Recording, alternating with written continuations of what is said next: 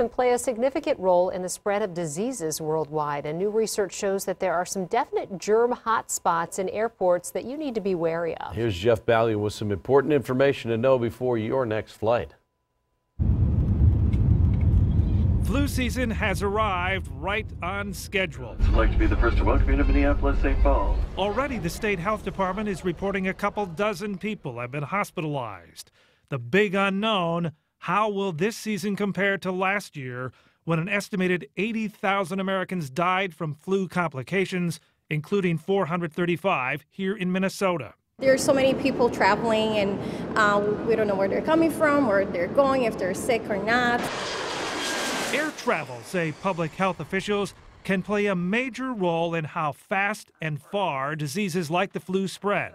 But certainly airport travel really accentuated and probably accelerated the spread of that novel 2009 H1N1 virus. That 2009 flu pandemic killed an estimated 284,000 people worldwide.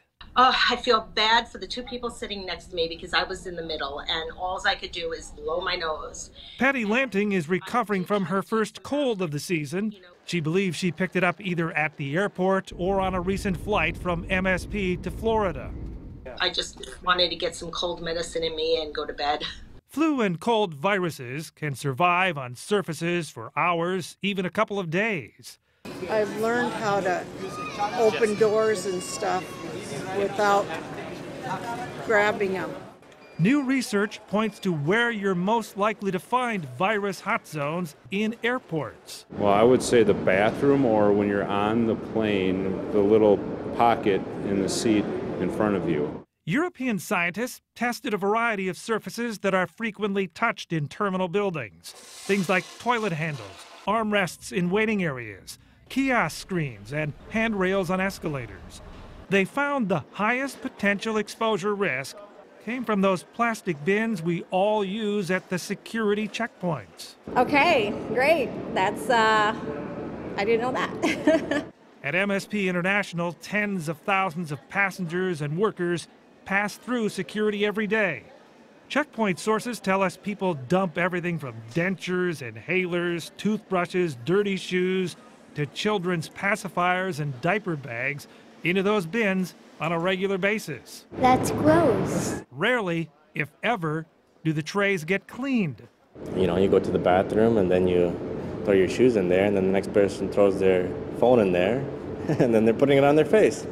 In the European study, half of the security bin samples tested positive for flu and cold viruses. The germs can survive on plastic or stainless steel surfaces for up to 48 hours. Other bugs like norovirus, a highly contagious virus that causes vomiting and diarrhea, can survive for weeks. Studies have shown that not only can they survive, but they can be picked up and transmitted to someone else who then develops illness. We wanted to know why TSA doesn't at least periodically clean the security bins. They should do that, right? Like wash those at least weekly or something. The agency declined an interview and said passengers concerned with cleanliness should travel with hand sanitizer and consider washing their hands after going through security. I don't, and I guess I should. I will remember that now. Health experts say you should also be mindful of how often you're touching your face.